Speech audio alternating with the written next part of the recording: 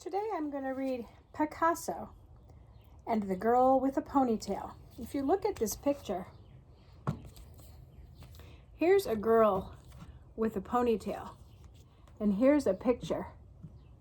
If this man was an artist, which he was, very famous artist, Picasso, handed you a picture that looks like this and said, "This is you."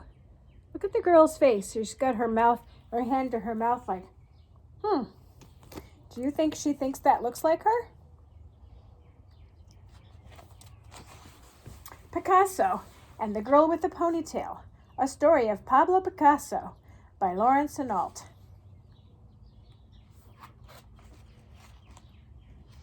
It was the first day of summer. Sylvette and her friends were sitting on a terrace in the sun. Sylvette was so shy that she always sat a little apart, but she listened to every word. "Have you heard? Picasso is staying right here in Vallauris. It's incredible. The most famous artist in the world. Every picture is worth a fortune.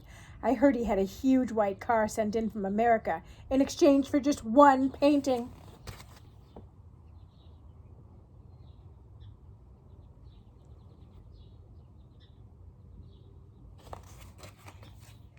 Sylvette was very interested. Secretly, she dreamed of becoming an artist. In a suitcase under her bed was a sketchbook full of her drawings. All her secrets were locked inside that suitcase. No one else had ever seen.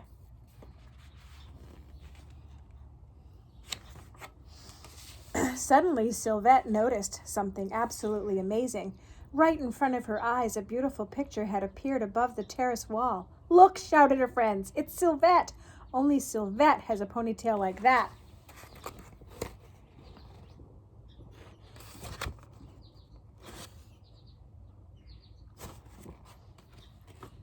Sylvette hid her face in her hands.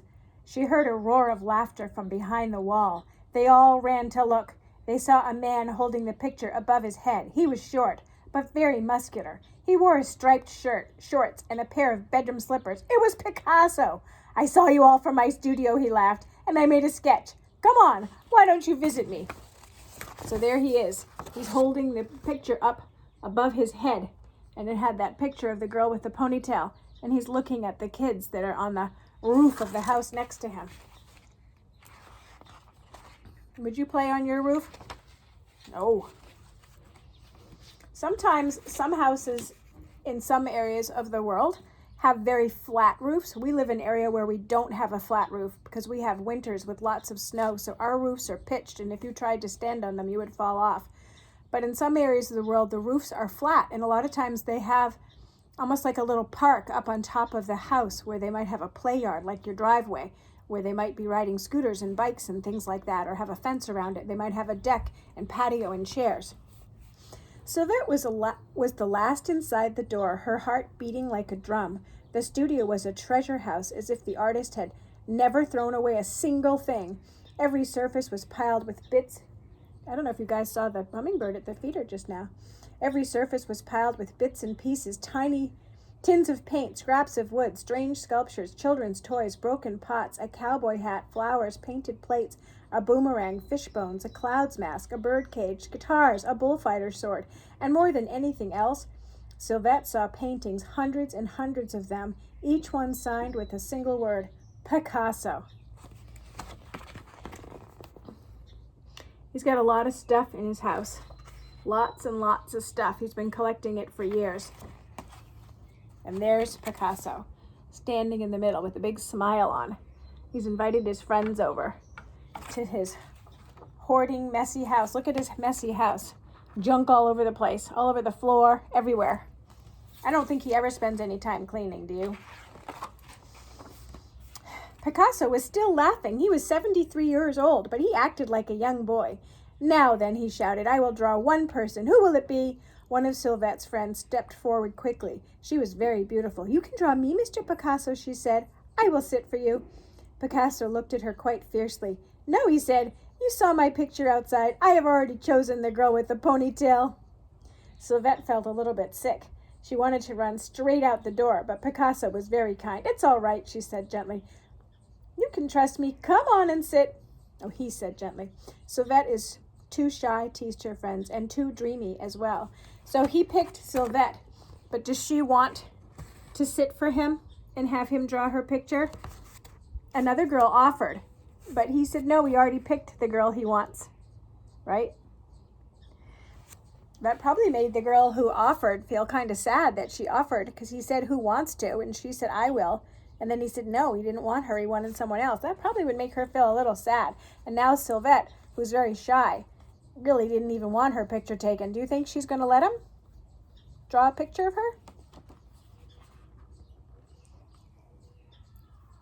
That's good, laughed the artist. Then we'll get along fine, because Picasso is a dreamer too. Come back another time, he called to Sylvette's friends. Sylvette and I have work to do. Picasso looked carefully at Sylvette. She was shivering. Here, borrow this coat, he said, and he began to draw. Do you think she was shivering because she was cold, or do you think maybe she was just nervous? And then he sent her friends away. I'm surprised he didn't let her friends stay and watch, right?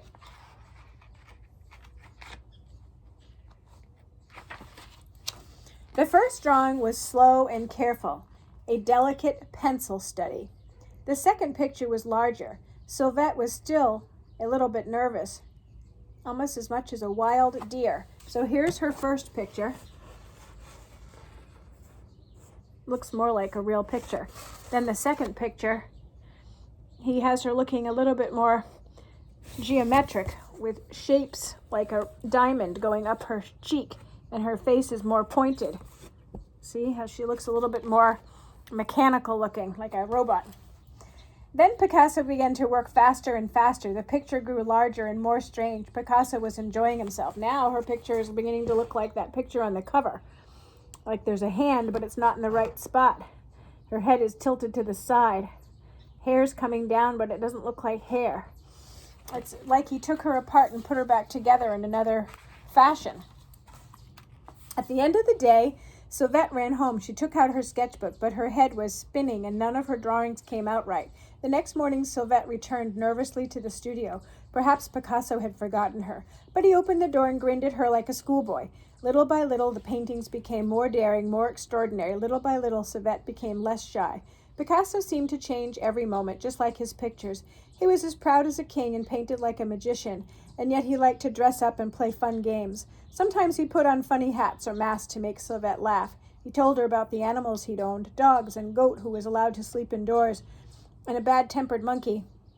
Once he even kept an owl. Of course, Picasso painted them all. So you can see in this picture, there's pictures of dogs, goats, monkeys. These are all his pets. An owl.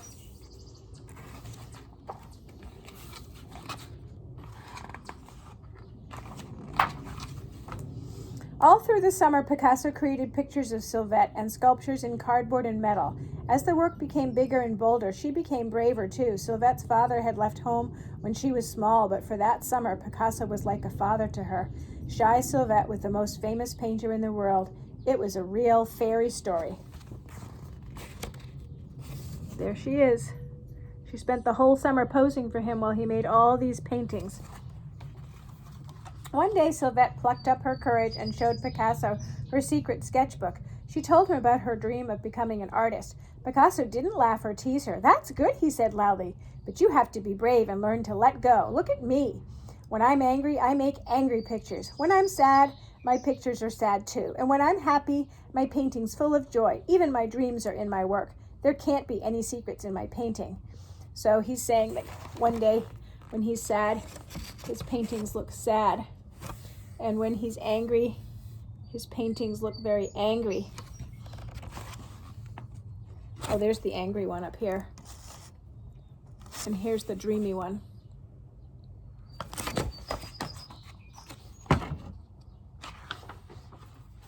That afternoon, a photographer came to the studio. Sylvette hated having her photo taken. She wanted to hide away. Then she saw Picasso making funny faces at the camera, and suddenly it didn't seem so bad.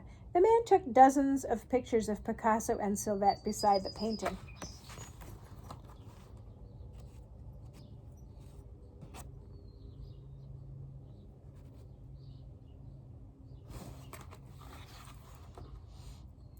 Her friends couldn't believe their eyes. Shy Sylvette on the front cover of a famous magazine, and before long, every magazine wanted a picture of Picasso's new model. Girls in Paris and London were even copying her hairstyle. They all wanted a Sylvette ponytail. Sylvette cut out all the photographs and locked them carefully in her suitcase.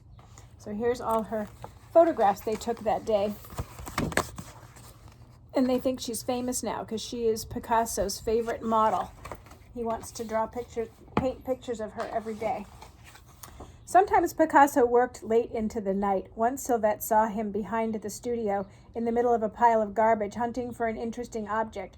The richest artist who ever lived made sculptures from old junk. So here he is in an old junk pile trying to find just the right thing to put into his art painting. Sylvette had seen some of them in magazines, a baboon with toy cars for a face, a bull's head made from a bicycle seat and handlebars. So here's a bull's head made from a bicycle seat and handlebars, and it really does look like a bull's head, huh? That's interesting. So that's where he got a lot of his ideas for some of the crazy art that he did. Sylvette loved watching Picasso's work. Paintings, sculptures, painted pots poured from him like a volcano. So here she is watching him. She's standing behind him while he's painting. Look, he's got a fan with some kind of an object on it, making it look like a face.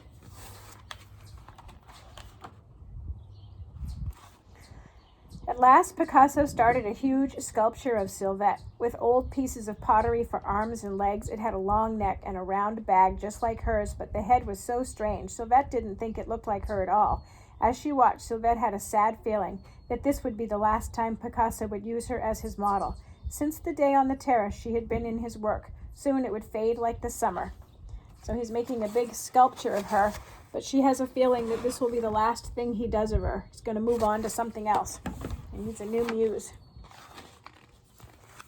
While Picasso worked, Sylvette began telling him her secrets. She talked about the time her father had gone away. Sylvette kept a special picture of him in her suitcase, but she'd never told anyone how hurt and lonely she'd been. Picasso looked up at her with burning black eyes. It's very hard when people move apart, he said, but try to remember with every door that closes, a new door opens. It began to grow dark. As they looked at the sculpture, Sylvette told Picasso a secret that she had locked away and tried to forget. She talked about the man who had come to live with her mother, a bully who had treated her badly, and she wanted to run away. Picasso looked at her kindly, then he jumped up. "You've given me idea," he said. "I knew something was missing from the sculpture. Sylvette must hold something in her hand." She has to hold something in her hand. After that summer, Sylvette began to paint as bravely as Picasso had taught her. Gradually, she became a well-known artist herself. When the picture Picasso gave her was sold, Sylvette had enough money to pay for a beautiful apartment of her very own, with space for a real studio, high on the top floor with views across the whole of Paris. Sylvette ran up the stairs. She turned the key and opened the door. So now she's going to be her own brave artist and became very famous. And here's a real picture of Pablo Picasso and Sylvette. And that's the famous sculpture he made of her, which we saw on the cover. And there was something he had her hold in her hand.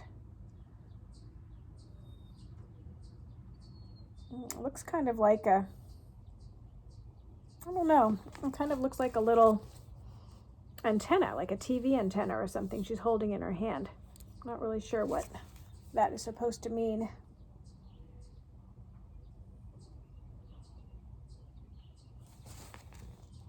What do you think? Do you like his art?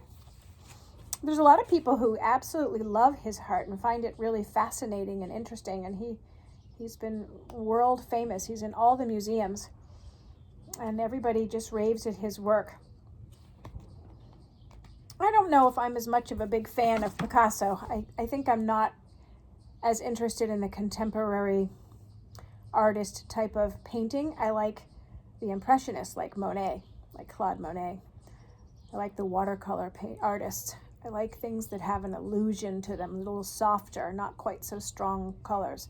So that's my favorite, but this might be your favorite. It has very strong pigment, right? The colors are very bold.